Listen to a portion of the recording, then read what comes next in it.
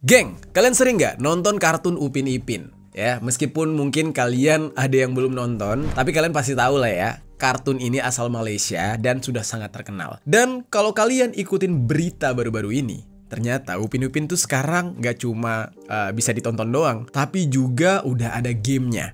Nah, cuma yang akan kita bahas hari ini bukan perihal gamenya yang bagus atau gamenya tuh yang gimana gitu ya, tapi melainkan game ini ternyata ada kontroversi yang ditimbulkan. Nah, yang mana kasusnya bukan cuma bikin ribut komunitas, tapi juga nunjukin sisi gelap dari dunia gaming yang kadang nggak masuk akal gitu. Kita bakal ngomongin soal developer game Upin Ipin yang bikin salah satu gamers atau streamer Indonesia yang cukup terkenal, yaitu Windah Basudara, mendapatkan copyright gara-gara hak cipta lagu. Namun setelah ditelusuri, ternyata problemnya jauh lebih dalam. Nah, karena ini bukan cuma soal copyright aja, geng, tapi juga soal ya beberapa poin lain lah. Mulai dari harga gamenya yang katanya bikin kantong kering, terus juga ada permasalahan pekerja lah dan lain-lain. Nah, bayangin aja nih geng ya, game yang kualitasnya bisa dikatakan ya seadanya grafik standar, gameplaynya juga nggak terlalu kompleks dan banyak bugnya juga, dengan harga yang cukup tinggi ya dijualnya. Bahkan harganya mencapai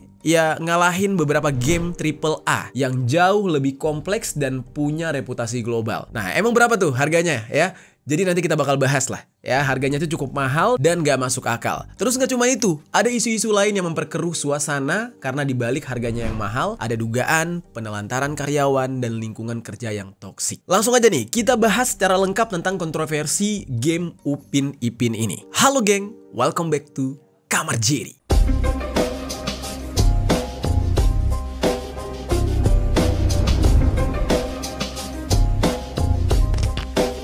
Geng.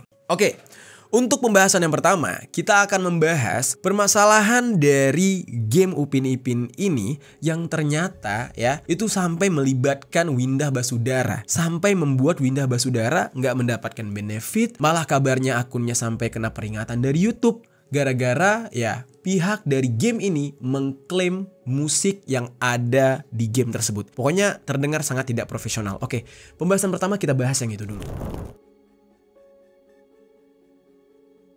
Jadi geng, semua ini bermula saat game Upin Ipin ini dirilis pada Kamis 17 Juli 2025 ya. Yang mana di saat itu banyak para gamers yang menganggap bahwa gameplaynya dianggap biasa aja dan monoton banget, tapi harganya malah terlalu mahal. Nah, menurut beberapa platform yang gue dapatkan ya, ini ada beberapa harga yang dirilis tentang game Upin Ipin ini, Upin Ipin Universe Steam dan Epic Game ya, untuk PC itu seharga Rp177,39 Malaysia atau sekitar Rp686.000. Terus selanjutnya di PlayStation Store, PS4, PS5 seharga Rp172,18 Malaysia atau sekitar Rp666.000, dan yang terakhir ada di Nintendo Switch seharga Rp169,92 Malaysia atau sekitar 657.000. Jadi range harganya itu ya antara 650 sampai 680-an. Jadi akhirnya harga ini memicu perdebatan geng, karena game ini diposisikan sebagai game keluarga dengan visual yang sederhana dan gameplaynya juga kasual. Nah, banyak gamer Malaysia yang merasa angka penjualannya itu nggak sebanding dengan pengalaman yang ditawarkan, nggak sebanding dengan kualitas gamenya, kemahalan katanya. Mereka membandingkan dengan game kualitas AAA seperti Spider-Man 2 yang ada di PS5. Harganya Rp249 Malaysia atau setara dengan Rp963.000. Terus ada game Hogwarts Legacy, harganya Rp269 Malaysia atau setara Rp1.040.000 gitu. Dan yang terakhir Elden Ring, seharga Rp249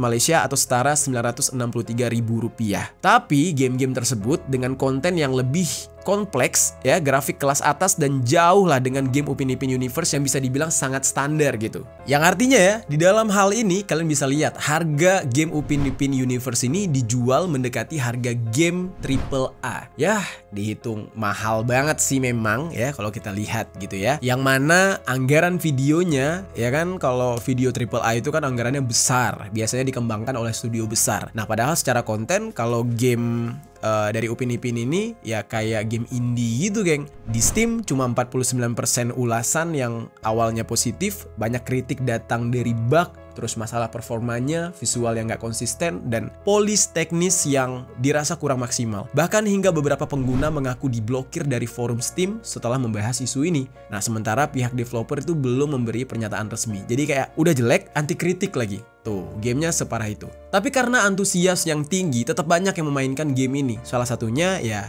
YouTuber atau streamer atau gamer asal Indonesia, yaitu Bang Windah Basudara yang memainkan game Upin Ipin sambil nge-live. Dan di dalam live tersebut, Windah Basudara mendapatkan view yang meledak sampai dengan angka 4,2 juta views dalam kurun waktu kurang dari 10 hari. Karena live-nya yang dilakukan meledak, banyak yang bilang kalau Windah Basudara ikut melakukan promosi game tersebut. Jadi dengan kata lain tuh ya, gara-gara Windah Basudara ini game bisa terkenal juga gitu. Dan seharusnya ya kalau kayak gitu kan Windah Basudara dapat kompensasi ya, tapi di sini dia nggak dapat kompensasi sama sekali. Nah, yang ada nih malah muncul masalah nih pada Windah Basudara di saat setelah dia melakukan streaming, yang mana video replay dari live streamingnya dia itu malah terkena klaim hak cipta dari pihak developer. Mereka mengklaim bahwa konten game yang ditayangkan itu termasuk musik dan footage di dalam game melanggar hak cipta. Ini gimana sih? Aneh banget ya kan? Udah dipromosiin, udah dibantuin besar, dibantuin naik, malah hak dari streamer juga diambil. Akibatnya YouTube secara otomatis menghentikan monetisasi ya, hak untuk mendapatkan uang dari Windah Basudara melalui video yang dia udah capek-capek bikin streamnya, dan lalu hasil dari pendapatan AdSense-nya itu disalurkan ke pihak studio, pihak pengklaim, pihak pembuat gamenya. Bener-bener rakus banget ya. Dan dengan masalah ini, Windah kehilangan potensi pendapatan sekitar ya 20 juta atau something lah, mungkin bisa ratusan juta ya kalau sekelas Windah Basudara. Dan klaim hak cipta ini muncul 4 kali di satu video, geng. Nah, membuat channelnya itu hampir terancam terkena penalti jika nggak segera diselesaikan. Padahal Windah Basudara memainkan game ini secara fair, tanpa dimodifikasi, tanpa pelanggaran teknis, atau tanpa mengkritik dan menjelek-jelekan dari sisi manapun. Dan di saat itu dia bahkan sudah sempat mengajukan sengketa atau klaim ya terhadap video tersebut, namun proses penyelesaiannya atau proses penyelesaian klaim copyrightnya membutuhkan waktu dan tidak menjamin hasil yang positif. Disitulah kesel banget. Gue sebagai kreator ya yang paham juga dengan YouTube, gue tahu banget nih rasanya gimana. Udah gitu urusannya sama studio besar kan, bisa-bisa channel Windah Basudara kena suspend. Dan itu waduh, nggak lucu ya. Udah nggak dibayar ya kan, udah mempromosikan game yang nggak seberapa ini, tapi malah berefek atau berdampak pada si kreatornya. Itu tai sih. Jujur aja kalau lo nanya gue di pihak siapa, gue di pihak Windah sih kalau di dalam hal ini ya. Di pihak Windah banget, karena wah, tai banget. Gue bisa bilang tai sih ini game nih. Kalau boleh jangan di-download deh, geng, biar bangkrut sekalian. Terus, geng, masalah selanjutnya muncul. Ini bener-bener perusahaan yang rakus dan tamak banget. Udah ngeklaim, tapi tiba-tiba beberapa cuplikan dari live streamingnya Windah malah dipakai secara sepihak oleh mereka tanpa izin resmi. Dipakai oleh pihak media sosial resmi game Upin Ipin Universe sebagai bagian dari konten promosi mereka. Udah duit AdSense-nya diambil, channel orang udah hampir hilang, hampir suspend, sekarang malah nyuri. Ini kan jatuhnya nyuri gitu. Dan mereka mengambil klip dari video Windah tanpa izin, ya, nggak ada kredit atau source, dan menggunakan klip Windah Basudara ini sebagai bukti bahwa game mereka ini viral dan ramai dimainkan oleh kreator populer seperti Windah. Dan hal ini dinilai sebagai bentuk pemanfaatan tanpa izin yang melanggar etika. Ya, mencuri lah. Dan Windah memberikan exposure besar, namun tidak dihargai. Justru klip dari siarannya dia diambil dan digunakan ulang oleh pihak yang tidak bertanggung jawab ini sebagai materi promosi resmi perusahaan mereka, yang tentunya memberikan keuntungan lebih kepada pihak mereka sendiri tanpa memikirkan nasib Windah Basudara. Windah Basudara udah nggak dapat benefit. Sekarang dia harus menyelesaikan kalau di YouTube tuh kena strike gitu.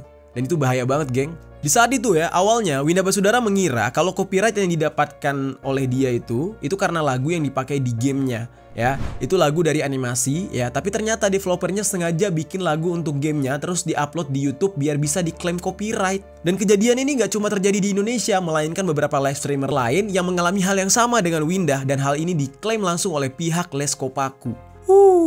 Nggak jelas banget nih perusahaan. Dan akhirnya karena dianggap ini game terlalu problematik ya, banyak yang memboikot game ini.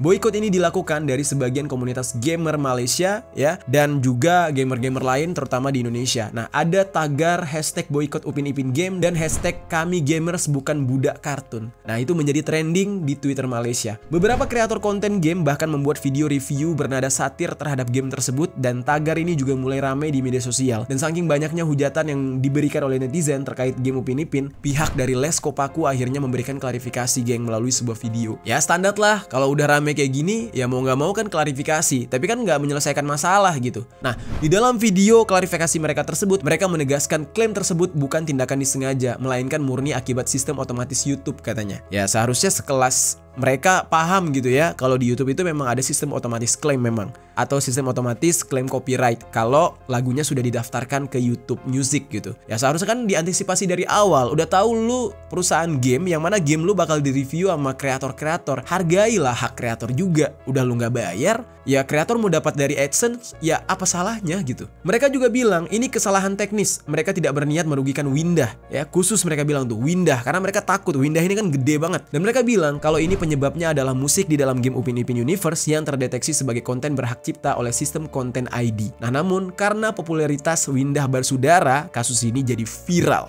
Mampu nggak tuh?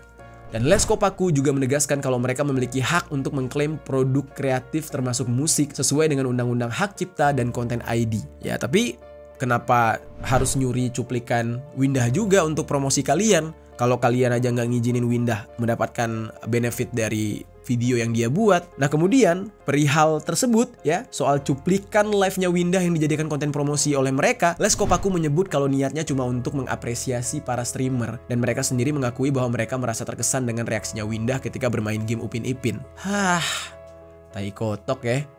Kalau memang mengapresiasi, ya jangan diklaim juga lah hak benefitnya. Kalian kan nyari untung di situ, masa kreator nggak boleh untung juga? Kan simbiosis mutualisme. Dan di dalam hal ini ya, Les Kopaku mengkonfirmasi kalau mereka itu sedang dalam proses penyelesaian masalah klaim hak cipta ini katanya. Dan mereka menyatakan sudah berkomunikasi secara langsung dengan para streamer yang terdampak termasuk dengan Windah untuk mencari solusi yang mana diantaranya menawarkan untuk menonaktifkan suara musik yang terkena copyright dan menggantinya dengan musik lain. Ternyata solusinya tidak asik ya. Nah, dan mereka juga sedang menyiapkan fitur streamer mode supaya para konten kreator aman saat bermain Upin Ipin Universe ya. Ingat tuh, aman. Berarti untuk sekarang tuh nggak aman ini game. Jadi jangan dimainin ya, geng. Dan Les Kopaku menekankan komitmen mereka untuk memastikan bahwa semua konten kreator bisa mendapatkan pendapatan yang layak dari karya mereka. Karena mau bagaimanapun, para streamer game ini secara nggak langsung ikut mempromosikan gamenya, padahal mereka juga nggak di-endorse oleh pihak developer seperti si ya Les Kopaku ini, atau pemilik IP dari Upin Ipin juga enggak. Nah terus geng, Les Kopaku juga memanfaatkan klarifikasi ini untuk membantah rumor yang beredar terkait karyawan dari Streamline Studio yang sampai sekarang katanya belum mendapatkan bayaran atas kerja keras mereka dalam pembuatan game Upin Ipin. Nah ini juga seru nih untuk kita bahas nih. Mereka dengan tegas membantah rumor tersebut dengan menjelaskan kalau pengembangan game Upin Ipin memakan waktu selama 3 tahun dan investasinya sebesar 15 juta ringgit atau setara 50 miliar rupiah yang sepenuhnya sudah dibayarkan ke pengembang dari game tersebut, sehingga seharusnya nggak mungkin gaji dari karyawannya nggak terpenuhi katanya. Dan di akhir klarifikasinya, Les Kopaku ini menyampaikan apresiasi atas dukungan yang diberikan serta menghimbau publik agar tidak menyebarkan berita palsu atau hoax katanya. Nah ini kalau gue yang menyebarkan berita ini, gue nggak nyebarin hoax ya, gue menyebarkan atau gue menceritakan atau gue merangkum cerita yang ada di media mainstream. Jadi kalau misalkan kalian merasa gue nyebarin hoax, ya lo protes ke media mainstream, karena pemberitaan tentang Les Kopaku ini udah banyak banget gitu. Oke, tadi sempat gue singgung ya soal katanya dugaan gaji karyawan di salah satu perusahaan partner dari Les Kopaku yang bernama Streamline Studios. Rumornya tidak membayar gaji karyawan dan juga tidak kayak tidak menghargai karyawan katanya gitu ya. Nah sekarang kita coba bahas nih, bener nggak kayak gitu? Langsung aja. Jadi geng, game Upin dan Ipin Universe adalah hasil kolaborasi antara dua kekuatan kreatif dari Malaysia, yaitu Les Kopaku Production dan Streamline Studios. Masing-masing punya peran penting dalam membentuk game ini, dari sisi cerita hingga teknis. Dan untuk Les Kopaku Production sendiri, ya, kreator dari Upin Ipin, mereka merupakan studio animasi yang berdiri sejak 2005 di Shah Alam, Malaysia. Mereka juga merupakan pencipta asli dari serial Upin dan Ipin yang sudah ditayangkan lebih di 100 negara. Mereka juga bertanggung jawab jawab atas aspek kreatif di dalam game seperti cerita dan juga karakter, nuansa kampung durian runtuh, visual dan budaya khas Malaysia ya. Semuanya itu Les Kopaku yang ngurusin. Nah, dan Les Kopaku ini juga harus memastikan game tersebut tetap setia pada identitas serial animasinya, termasuk musik dan elemen budaya yang bernuansa Malaysia. Nah, terus selanjutnya, mereka ini kan bekerja sama dengan Streamline Studios yang merupakan pengembang game profesional. Nah, buat yang nggak tahu, Streamline Studios ini merupakan studio game global yang sudah berpengalaman lebih dari 20 tahun. Mereka juga pernah terlibat di dalam proyek besar seperti Final Fantasy 15, terus ada Street Fighter 5, terus ada Killer Instinct dan juga Mortal Kombat. Nah, mereka ini ahli dalam pengembangan penuh game AAA, layanan teknis serta kolaborasi dengan studio kreatif lain di seluruh dunia.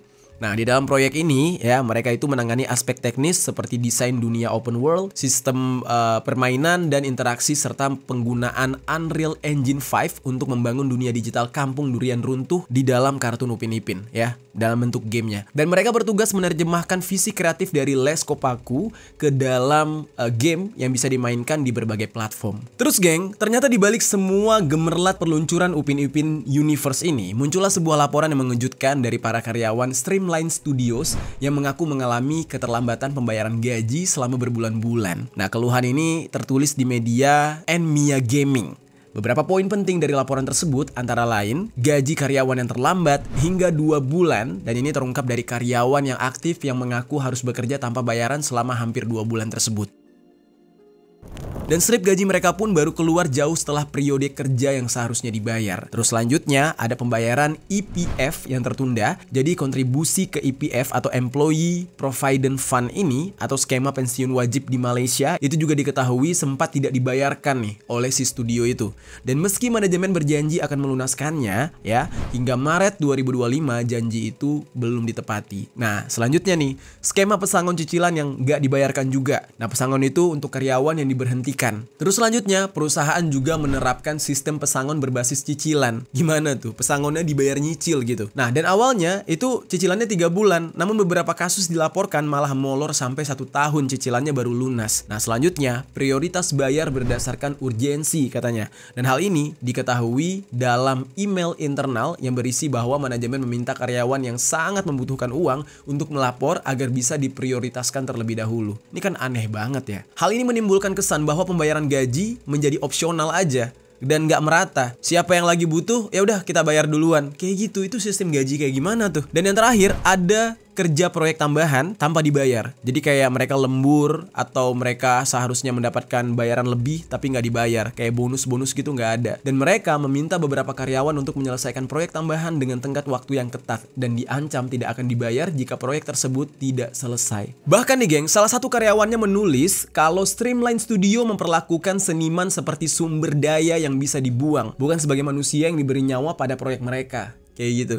Jadi kalau udah habis, udah selesai, udah dibuang gitu aja gitu. Dan mereka juga menuntut bahwa mereka perlu mengingat di dalam Employment Act 1955 Malaysia tentang keterlambatan gaji lebih dari 1 minggu itu udah bisa dibawa ke meja hukum. Nah, jadi geng, buat yang nggak tahu nih, Employment Act 1955 ini atau Undang-Undang Ketenagakerjaan 1955 milik Malaysia merupakan bagian penting dari Undang-Undang Malaysia yang menguraikan standar minimum untuk kondisi ketenagakerjaan termasuk jam kerja, upah, dan juga cuti dan prosedur pemutusan hubungan kerja. Makanya orang-orang pada heran kok bisa pelunasan gaji, pelunasan pesangon dibayar nyicil. Kalau kita di sini kayaknya udah ngamuk-ngamuk gitu ya. Dan pelunasan secara cicilan ini ternyata nggak baru dilakukan nih oleh Streamline Studio, udah sering. Berdasarkan cerita dari karyawannya, skema pesangon yang dibayarkan secara cicilan ini juga pernah dilakukan beberapa kali sebelumnya. Nah, mungkin karena mereka udah merasa aman, diulang-ulang terus gitu. Bahkan ya geng, meskipun Streamline Studios terlibat di dalam proyek besar pembuatan dan pengembangan game Upin Ipin ini, ya sepertinya perusahaan masih kesulitan untuk membayar para karyawan mereka menurut pengakuan dari perusahaan. Dan para karyawan juga bercerita ke media Nmia Gaming kalau mereka itu belum mendapatkan bayaran sama sekali atas pekerjaan yang udah mereka lakukan. Ini udah kayak perbudakan di era modern gak sih geng? Lo mau gak kira-kira disuruh kerja tapi gak bayar? Bukan gak bayar sih, maksudnya bayarnya besok-besok nyicil-nyicil. Gak akan ada yang mau. Dan lebih buruknya lagi ya geng, agar mereka bisa dapat bayaran, mereka justru dipaksa untuk mengerjakan proyek lain secara cuma-cuma. Jadi kayak lo mau dibayar cepet, cepet. Ya udah nih lo ada kerjaan tambahan nih, lo kerjaan ini, ntar lo diprioritasin deh, dibayar cepet deh gaji lo. Wah, ini aneh banget. Dan kalau proyeknya itu nggak selesai, mereka diancam nggak akan dibayar sama sekali untuk pekerjaan utama mereka yang sebelumnya sudah selesai.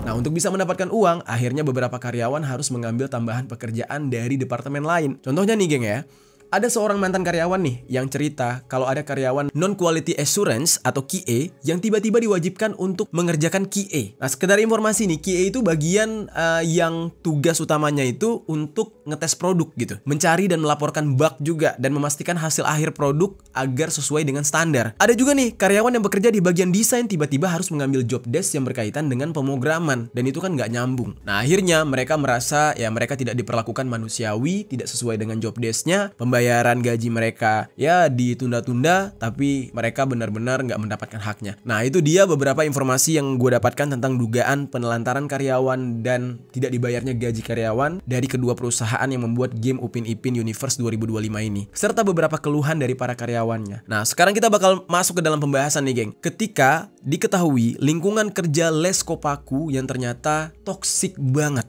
kita bahas. Jadi geng, hal ini pertama kali diketahui dari salah satu postingan di X dengan akun Peulray. Ya, ini bacanya Peulray atau Peulray gitu ya. Nah, jadi di dalam postingan itu dia menyebutkan bahwa bukan hanya Streamline Studio aja yang merupakan tempat kerja yang bermasalah, tetapi dia bilang juga mitra kerjanya sendiri yaitu Les Kopaku juga merupakan tempat kerja yang problematik. Nah, dia menyebutkan kalau Les Kopaku ini juga perusahaan yang sangat bermasalah, tempat kerja yang toksik dengan para petinggi yang kebanyakan gila katanya gitu. Dikatakan di saat itu ya, mereka itu menjelek-jelekan animasi lokal, bahkan ya mereka ya sampai mengancam karyawannya sendiri jika ada karyawannya yang memuji animasi-animasi lain. Bahkan sampai ada juga yang mengatakan kalau Streamline Studio itu merumahkan karyawannya atau memecat karyawannya untuk alasan-alasan yang gak jelas. Nah, ada juga yang membahas tentang stagnasi kreatif dan ancaman dari rival mereka. Beberapa komentar menyebutkan bahwa franchise Upin Ipin itu stagnan dan tidak berkembang, terutama jika dibandingkan dengan rival seperti Agent Ali yang sukses besar di box office dan beberapa saingan-saingan mereka lain. Budaya kerja mereka di sana tuh buruk banget dan disebut sebagai salah satu penyebab turunnya kualitas konten-konten atau video-video dari Upin Ipin ini.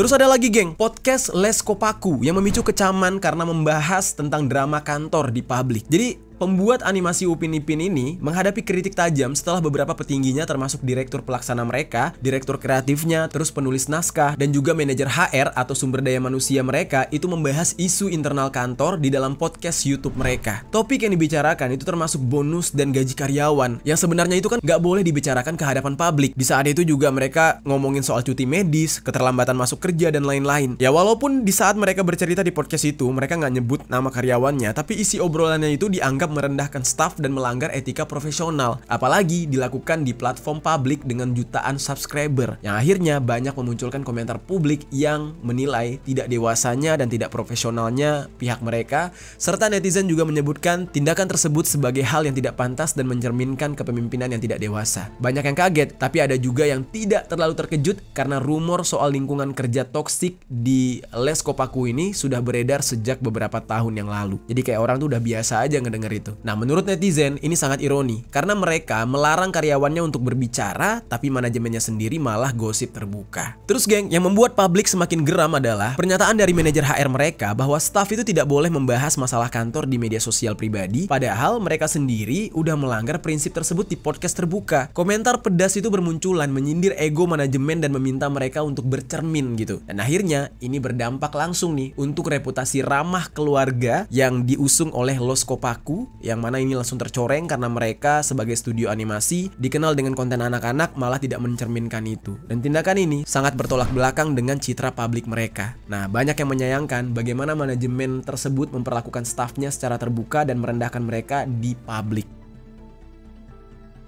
Ada beberapa komentar yang gue dapatkan di channel YouTube mereka ya. Yang pertama itu dari Awanistatix89. Di YouTube dia itu mention kepada seluruh karyawan Les Kopaku. Dia bilang bahwa atasan kalian menjelek-jelekan kalian secara terbuka, dan ini merupakan hal yang sangat tidak profesional dan sejujurnya menunjukkan betapa tidak dewasanya manajemen Puncak di dalam menangani masalah ini. Untuk sesuatu seperti animasi ramah keluarga, sungguh menyedihkan bagaimana mereka memperlakukan kesejahteraan stafnya. Nah, komentar ini mengungkapkan kekecewaan netizen dengan menyatakan bahwa untuk sebuah rumah perusahaan animasi yang seharusnya ramah keluarga, perlakuan terhadap staf mereka tampak sangat buruk. Terus ada juga nih geng, komentar dari akun YouTube bernama Nick Studio. Dia ini bilang kalau dia udah nggak heran, dan dia juga udah bilang bahwa ya walau dia tidak bekerja di industri animasi tersebut, tapi lingkungan Les Kopaku yang toksik itu sudah dikenal sejak dari 5-6 tahun yang lalu. Dan podcast ini ya membuktikan kalau ketoksikan tersebut ya akhirnya terbongkar juga atau terlihat juga ke muka publik. Terus ada juga yang mengkritik para atasan dari Les Kopaku karena secara terbuka berbicara negatif tentang karyawan mereka di platform publik dengan jutaan pelanggan. Di dalam komen oleh akun yang bernama Nathan ini, dia bilang kalau mereka menjelek-jelekan karyawan mereka sekeras ini di podcast ya,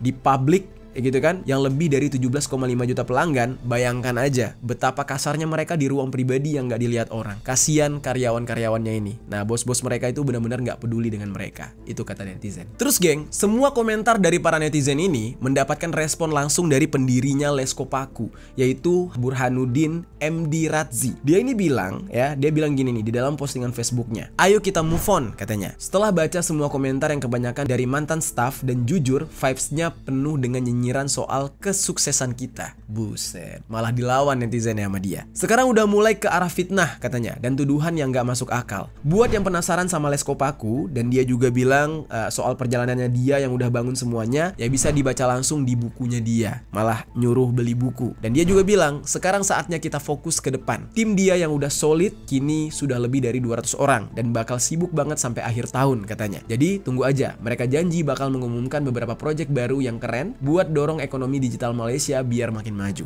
Buat yang pengen balik silahkan apply. Nah, kalimatnya kayak gitu karena kan dia nganggap ini yang komentar-komentar ini, para netizen ini adalah mantan karyawannya Les Kopaku yang udah dipecat atau yang sakit hati gitu. Jadi makanya dia bilang buat yang pengen balik lagi silahkan apply. Maksudnya apply lamaran lagi. Nah, terus dia bilang tapi kalau belum rezeki dan gak kepilih jangan maksa. Lanjut aja hidup masing-masing. Thank you. Wah gila, dan di saat itu dia ngomong kayak gitu sambil mamerin mobil-mobil mewahnya dia dan buku biografinya dia. Dan dia berterima kasih kepada seluruh penggemarnya yang masih mendukung dia juga. Dari sini aja kita bisa lihat ya betapa toksiknya, sombong banget, petingginya aja bisa kayak gitu loh, foundernya bisa kayak gitu. Gila. Tapi ya, dari kalian sendiri gimana geng? Terutama kalian yang sudah sempat main game ini atau ngikutin kasus ini. Apakah rumor soal gaji karyawan yang nggak terpenuhi ini benar atau enggak? Atau ini cuma sebatas strategi marketing aja agar menaikkan promosi dari game ini? Coba deh, kalian tinggalkan komentar di bawah. Itu dia geng pembahasan kita kali ini tentang bagaimana bisa game yang harganya mahal tapi tidak sesuai dengan kualitasnya, mulai dari banyak bug, karakter kaku, hingga cerita yang monoton. Dan membuat banyak orang memboikot game ini karena game ini juga tidak menghargai para streamer. Salah satunya yang paling besar yaitu Windah Basudara. Gimana geng menurut kalian tentang hal ini? Coba tinggalkan komentar di bawah.